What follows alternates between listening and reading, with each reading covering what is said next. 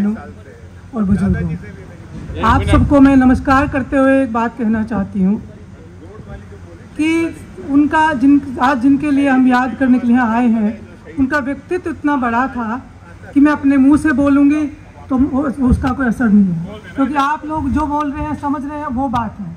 मैं तो बहन हूँ उनकी, मैं तो सब अच्छा ही बोलूँगी, मुझे तो अच्छा ही लगेगा। लेकिन कुछ व्यक्ति ऐसे होते हैं वो केवल परिवार का हिस्सा नहीं होते, वो आपके व्यक्तित्व का, आपकी सोच का, आपके विचारों का हिस्सा हो जाते हैं। ऐसे ही थे भाई साहब मेरे लिए। हम एक माँ के पेट से पैदा नहीं हुए, लेकिन उनका जो स्नेह और जो उनका मार्गदर्शन मुझे मिला है उसका हमेशा मैं ऋणी रहूँगी। और मैं ये कहना चाहती हूँ उनसे बहुत कुछ मैंने सीखा। मैं तो अपने पर्सनल विचार, जो मुझे पर्सनल उनका मतलब अनुभव हुआ वही बता सकती हूँ। वो हमेशा कहा करते थे, अनीता तो अध्ययन किया करो। ये अध्ययन करना, किताबें पढ़ना मैंने उनसे सीखा। और ये बहुत ज्ञान का भंडार थे। जब कभी बैठते थे तो कभी प्राचीन बातें, तो कभी मध्ययुगीन बातें, तो कभी नवीन बातें, सभी को इतनी सहजता से वो रखते थे, ऐसा लगता था कि हम उस युग में जी रहे हैं। तो एक बार मैंने उनसे पूछा, भाई साहब आप पुनर्जन्म में विश्वास रखते हैं? उन्होंने कहा क्यों? क्योंकि मैंने कहा जब आप बात कहते हैं तो ऐसा लगता है कि आप सारे युगों में जिए हैं। तो ये मैं उनसे कहती, आप मुझे कुछ सलाह दीजिए, मुझे हमें करना क्या है? तो वो बोलते थे, देखो तुम सच्चाई के रास्ते पर रहना, सत्य का साथ देना और हमेशा लोगों की भलाई को अपना उद्देश्य बनाना और अपने वर्गों के लिए हमेशा लड़ना। अगर आप कुछ भी हैं, अगर अपने वर्गों के लिए खड़े नहीं हुए हैं तो आप कुछ भी नहीं हैं। तो ये हमेशा बात मेरे दिमाग में रहेगी। उनका बहुत लंबा राजनीतिक संघर्ष और करियर रहा है, उसमें उतार चढ़ाव भी आए हैं। लेकिन चाहे वो गवर्नर रहे हों, चाहे सत्ता के गलियारों में रहे हों, चाहे वो मंचों पर रहे हों, उनके विचार, उनके जो शब्द होते थे, उनका विचार होते थे, वो गूंजते थे।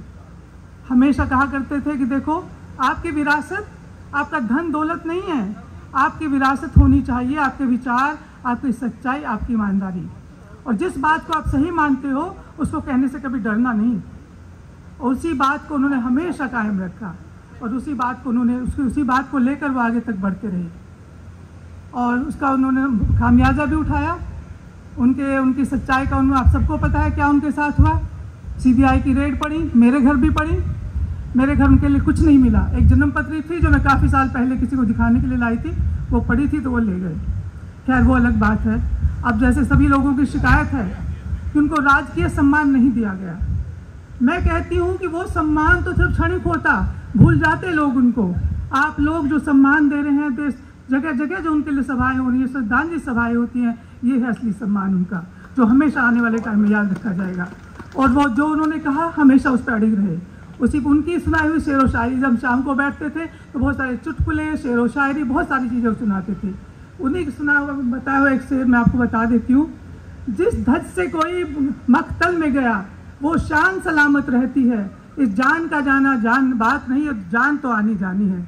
तो उन्होंने इस बात पर बिल्कुल भी फिक्र ना करते हुए जो उनको सही लगा वो बोला।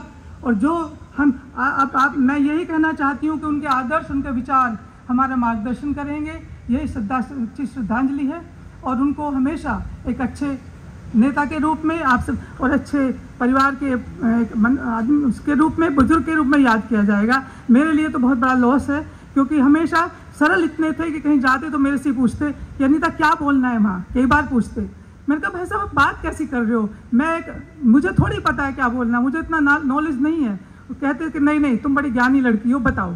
तो मतलब सम्मान देना उनसे कोई सीखे, जिसको कुछ भी नहीं आता उसको भी सम्मान देने की उनकी आदत थी। तो मैं अब इन्हीं शब्दों के साथ आप सबका धन्यवाद देती हूँ कि आपने मुझे सुना और मैं भाई साहब को श्रद्धांजलि देती हूँ। धन्यवाद।